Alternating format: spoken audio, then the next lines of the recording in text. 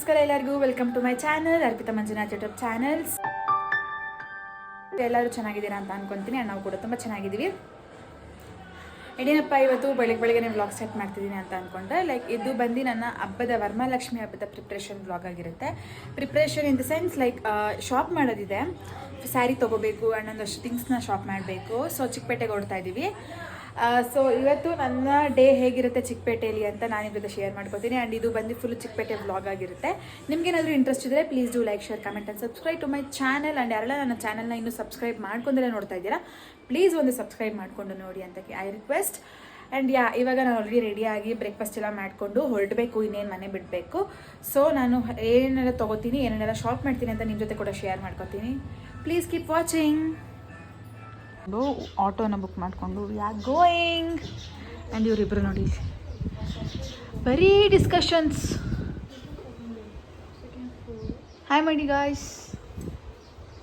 Mummy ಎಲ್ಲಿ ಹೋಗ್ತಿದ್ದೀವಿ mummy ನಾವು? ಏನು ಕೊಡಿಸ್ತೀಯಾ? ನೀನೇ ಕ್ಯಾಶಿಯರ್ ಇವತ್ತು. ಭ್ರಮೆ. ಮನೆ ಕೆಲಸ ನಾವು ಕೊಡಿಸ್ಬೇಕು. ಔಟ್ಫಿಟ್ ಹೇಗಿದೆ? ಏನಂದೆ? ಟಾಟಾ ಎ ಸಿ ಬುಕ್ ಮಾಡಿದ್ದ ಅಂದರೆ ಮಾತೇ ಇಲ್ಲ. ನೋಡಿ ಗೈಸ್, ನಮ್ಮ ಮಮ್ಮಿ ಆಟೋ ಬುಕ್ ಮಾಡಿದ್ದೆ ಅಂದರೆ ಟಾಟಾ ಎ ಸಿ ಬುಕ್ ಮಾಡಿದ್ದ ಅಂತ. Two horrible people. ನಾಳೆ ಒಂದು ಸ್ಪೆಷಲ್ ಡೇ. ಏನು ಅಂತ ಹೊಸ ಆಟೋ ಬಂತು.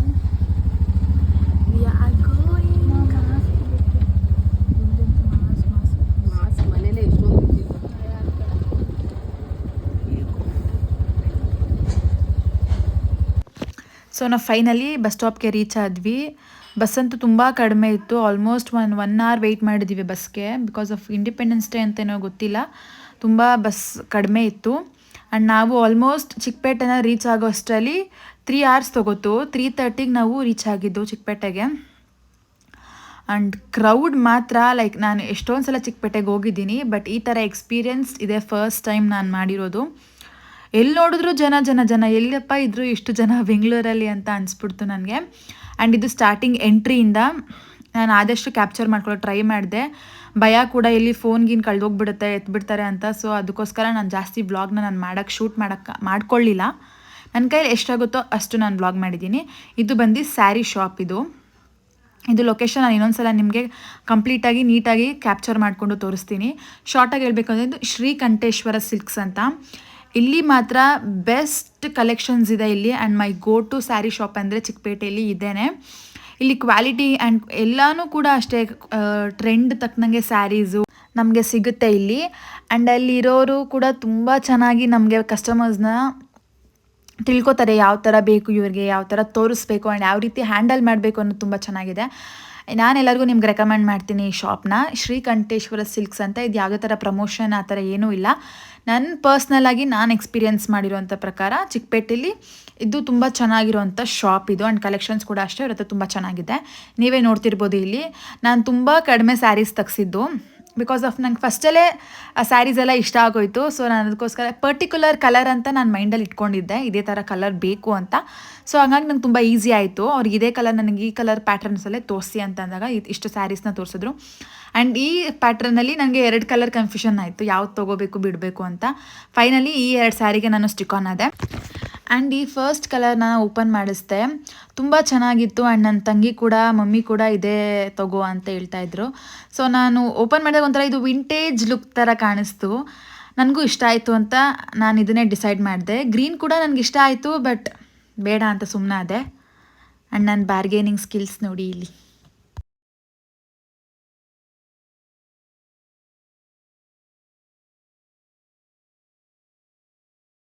ಓಹೋ, ಜನ ಸಾಗರ. ಅವ್ರ ಲಾಸ್ಟ್ ಬೆಂಚ್ ಅವರಂತೂ ಕೈಗೆ ಸಿಗ್ತಿಲ್ಲ. ಕಂಟ್ರೋಲ್ ಮಾಡೋಕೆ ತುಂಬ ಕಷ್ಟ ಆಗ್ತಿರ್ಬೇಕಲ್ಲ. ಆ್ಯಂಡ್ ಫೈನಲಿ ಸ್ಯಾರಿ ತೊಗೊಂಡು ನಾವು ನೆಕ್ಸ್ಟ್ ಬಂದಿದ್ದೆ ಹೂವಿನ ಮಾರ್ಕೆಟ್ಗೆ. ಗೈಸ್ ಎಲ್ಲಿ ನೋಡಿದ್ರು ಜನ ಒಂಥರ ಇರಿಟೇಷನ್ ಆಗೋಯ್ತು ಆ ಜನನ ನೋಡಿ. ಎಲ್ಲಪ್ಪ ಇದ್ರು ಇಷ್ಟು ದಿವಸ ಅಂತ. ಬಟ್ ಏನೂ ಮಾಡೋಕ್ಕಾಗಲ್ಲ, ನಾವು ಹೋಗಿದ್ದೆ ರಾಂಗ್ ಟೈಮಲ್ಲಿ.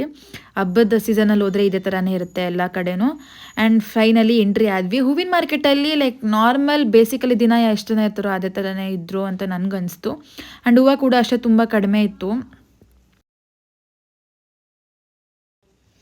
ಅಲ್ಲಿ ಇಲ್ಲಿ ನೋಡಿದ್ರೆ ಎಲ್ಲ ಥರ ಹೂವು, ಮಲ್ಲಿಗೆ ಹೂವಿನ ಹಾರ, ಎವ್ರಿಥಿಂಗ್ ವಾಸ್ ಫ್ರೆಶ್ ಗೊತ್ತಾ. ಬಟ್ ಇದು ಹಬ್ಬದ ತನಕ ಇರಲ್ಲ.